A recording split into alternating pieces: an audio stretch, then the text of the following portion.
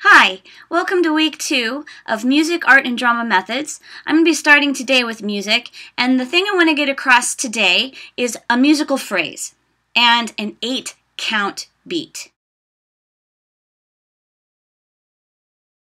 So a musical phrase is just like a sentence when you're writing in language arts. And in a language arts sentence, you have two components. You have that would be the noun and the verb. In the music setting, you have two parts, what we call a question and an answer. So I'm going to take Twinkle, Twinkle, Little Star, and I'm going to sing you the first phrase, or the melody that you're used to for the first phrase.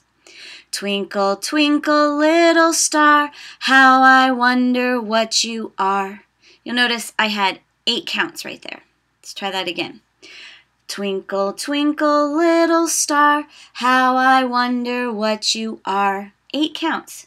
The next phrase, up above the world so high, like a diamond in the sky. 4 counts again.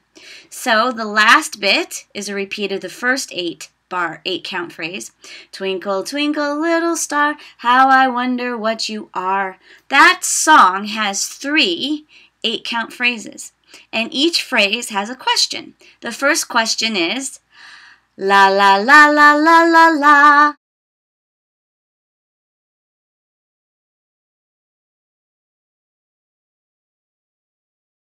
The second half, the answer is, la la la la la la la. So if I just sing to you the question, twinkle, twinkle, little star, you'd be like, what about the twinkling little star?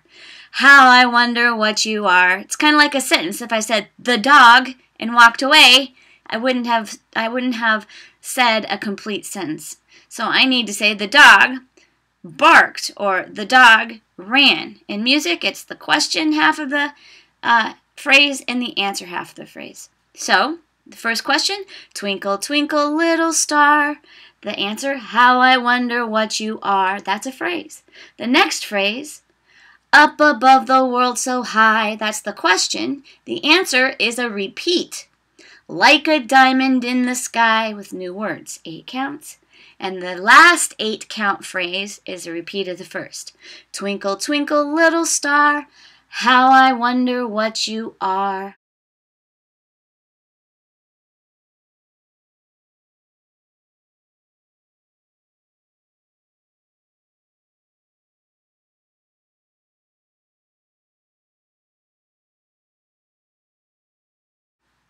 We call that form 8-count phrase, a second 8-count phrase, and then a repeat of the first 8-count phrase, ternary form, 3 parts, A, B, A. If we just have the A and the B section, it's called binary form. But right now, all I really want you to understand is the 8-count beat. So I'm going to take another musical phrase, and I'm going to sing you the phrase, which is going to have a question and an answer, and then we're going to see that that too is 8 counts. Okay, so we're going to start with Mary Had a Little Lamb this time. So, Mary had a little lamb. That's the question. Little lamb, that answered it. 8 counts. We're going to do it again. Mary had a little lamb. Its fleece was white as snow. 8 count, 8 count. That would be a binary form. So here's the itsy bitsy spider.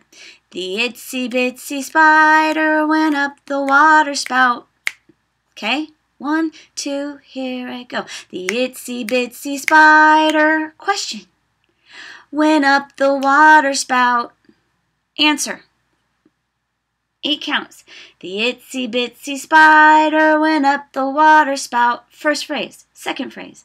Down came the rain and washed the spider out. Third phrase. Out came the sun and dried up all the rain. And the fourth phrase. Itsy bitsy spider went up the spout again. That song has 4 8-count phrases.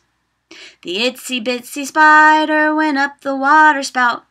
Down came the rain and washed the spider out. Out came the sun and dried up all the rain, and the itsy bitsy spider went up the spout again. And that was the fourth one. Okay? 4 8-count phrases. Question, answer. That's how we make musical phrases.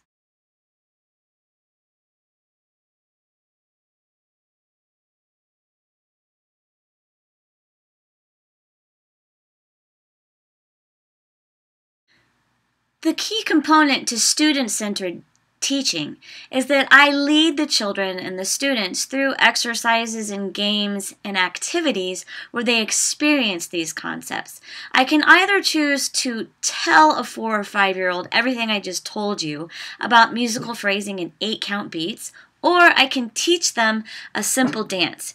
And through the teaching of the dance, they learn through experiencing 8-count beats and steady beats, everything that I just told you about.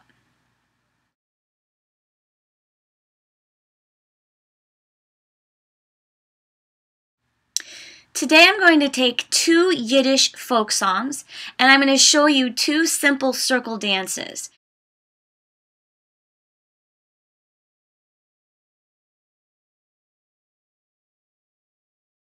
In a circle dance, we traditionally have 2 sections of music. In the A section, they'll either work independently or as a group. And in the B section, they do the opposite. So if they did independent movements in the A section, they do group movements in the B section. If they do group in the A, they do independent in the B. In the partnering section of the song, they will either work with a partner one-on-one, or they'll work as the whole class in a group. So they could hold hands and go one way around the circle. They could hold hands and go the other way around the circle. They could walk in the circle. They could walk out the circle. You can think of lots of ways that they can move together as a group. But the key component is that in the partnering, they have to work together. Now, we get to go a little bit cross-curricular, because when I'm going to design this dance, I have to remember the counting. And I already explained to you that most of our musical phrasing is going to have 8-count phrases. In this A section, it's going to usually have 4 8-count phrases. Those 4 8-count phrases add up to 32 counts. You can break that down by 2s, 4s, 8s, 16s. So now we have jumped into math. This is a great way to include math and music in the same lesson.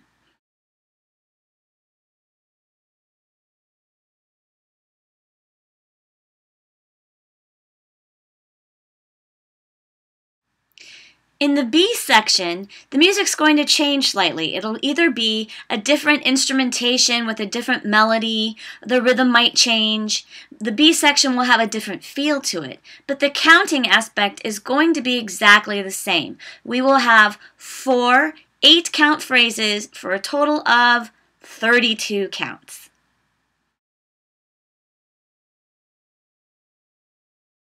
The other way we get to be a little cross-curricular with these circle dances is that the music I choose for circle dances is folk music. Folk music from another people or another country. So for today's dances, I've chosen 2 Yiddish folk tunes. Again, each section has 32 counts. The first song is going to be 32 counts of individual work and 32 counts of partner work.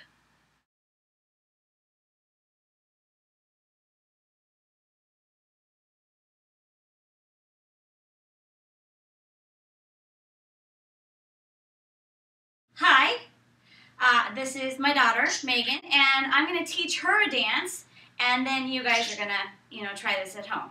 So it's just a simple Yiddish folk tune, and the first thing you do is you march for 8 counts, or stomp your feet. So that's for 8, then you bend your knees for 8, then you do your shoulders for 8, doesn't matter which shoulder goes first, and then you do your head for 8, okay?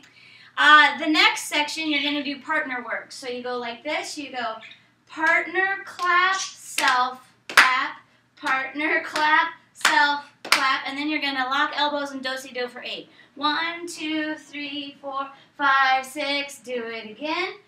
Partner clap, self, clap, partner clap, self, clap, and do-si-do. 1, 2, 3, 4, 5, 6, 7, 8. Everything is an 8-count beat.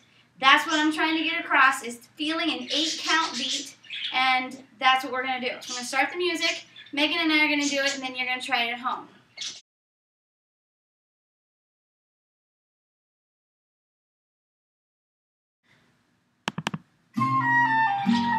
One, two, ready, go. 1, 2.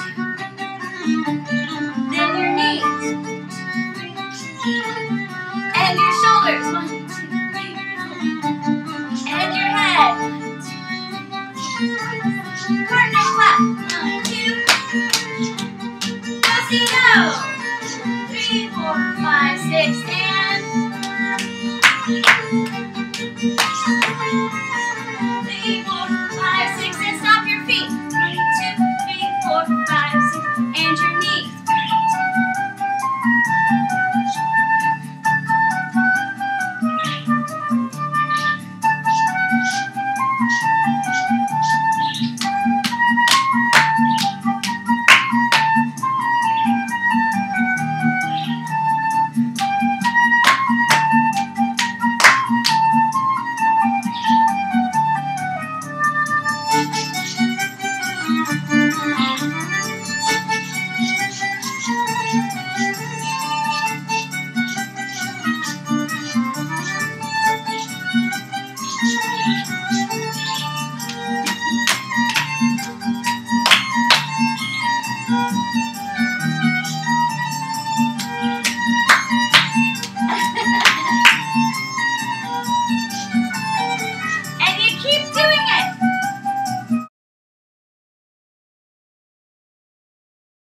The second song is going to be 32 counts of group work and then 32 counts of individual work.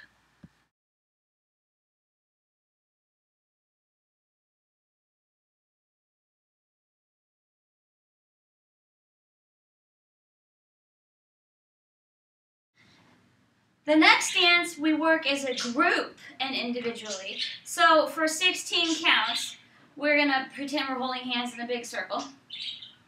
And for 16 counts, we go this way. Ready, go, 16. And then for 16 counts, we go this way. The second half of the dance is 4 claps. 1, 2, 3, 4, 5, 6, 7, 8. 1, 2, 3, 4, 5, 6, 7. We do that again. So we make 2 sets of 16. Okay? So 16 this way, 16 that way. Then you stop and you do 1, 2, 3, 4, 5, 6, 7, 8. Got it? Get ready. Go! 1, 2, 3, 4, 5, 6, 7, 8, 9, 10, 11. Other way.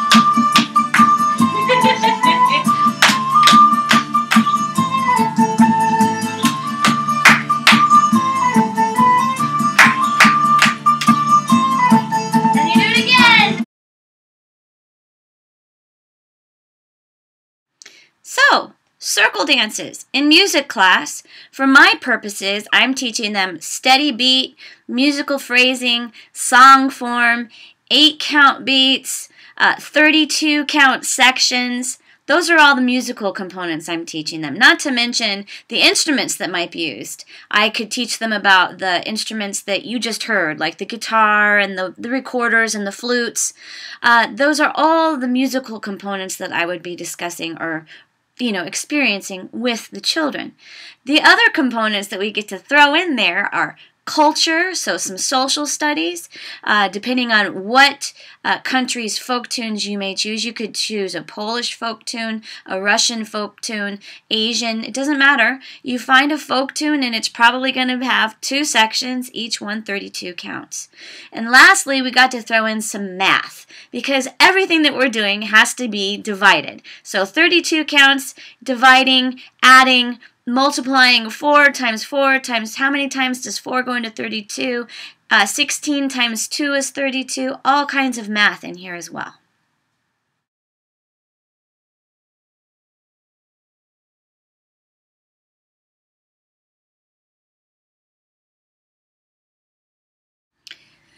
Whenever I'm working with these types of dances or lesson plans, I always like to teach things in sets of 3s. So the first time we do this circle dance, I will show the kids the dance and we'll do it together. I'll be giving them verbal cues as well as visual cues. You may have noticed that through the dance, when I was helping you by leading you, 2 counts early, I gave you the next thing that you had to do. So I would count 1, 2, 3, 4, 5, 6. Now your knees. 1, 2, 3, 4, 5, 6. Now your shoulders. So in the 8 counts, the first 6 counts, I leave you alone, and then I cue you on count 7 and 8 for what comes next.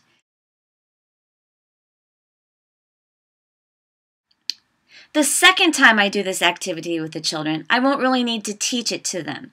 I will prepare them and lead them by showing them what comes next, but I probably won't verbalize for them. I'm going to expect that they listen to the music and they watch me, and they'll just remember the dance. The third time I share this activity with the children, I'm going to do something completely different. I'm going to let them make up the dance. They can make up whatever they want to. I might break them into groups. You 4 make up a dance, and you 4 make up a dance, and let them make up their own dances. Or we'll do it as a group. Who has an idea for the first 8 counts? Who has an idea for the second 8 counts? What should we do for this 8 counts? So the third time I share this activity with the children, they get to create the dance or choreograph it however they want to, either as a class or in small groups. And then if they do break into small groups, they come back and they show us their dance.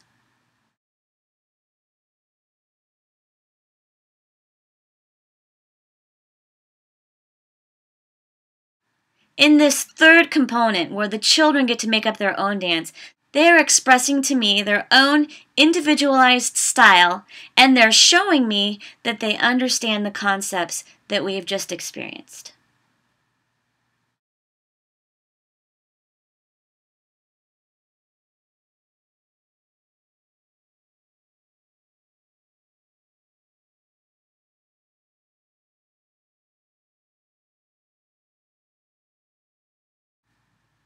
Your first assignment for this week is the music component. In this music assignment, you're going to choreograph a dance to one of the songs that I just played for you. I'll give you those song files on D2L. I'll upload it into the Dropbox for the circle dance. You're going to choreograph a circle dance. All you have to do is remember there's 2 sections. The A section is 32 counts and the B section is 32 counts. A section, if it's individual, B section has to be group, and if A is group, B has to be individual. So you can break down those 32 counts however you want to. So if your target grade level is kindergarten or younger, keep it simple. 8-count movements, 16-count movements, those are great. Keep your hand clapping together. Don't try to do the fancy crisscross, the ups and downs. Those are really hard with kindergarten and younger aged children. If you want to go older, like 2nd and 3rd grade, you can do some of the crisscrossing and the up and down. Those are more appropriate for the older elementary age kids. In the Dropbox on D2L titled Circle Dance, I will give you a grading rubric which will detail everything I'm expecting from you, as well as a template for your dance. It'll just be a table and you can fill out the movements that you're going to do. I also want you to videotape your dance and upload your video to D2L. If you can, get the music to play with your video. If you're unable to do that, then just dance it out and videotape yourself, maybe with a partner, doing the dance. So you will turn in a video of your dance and a written choreographed sheet of your dance. Thank you.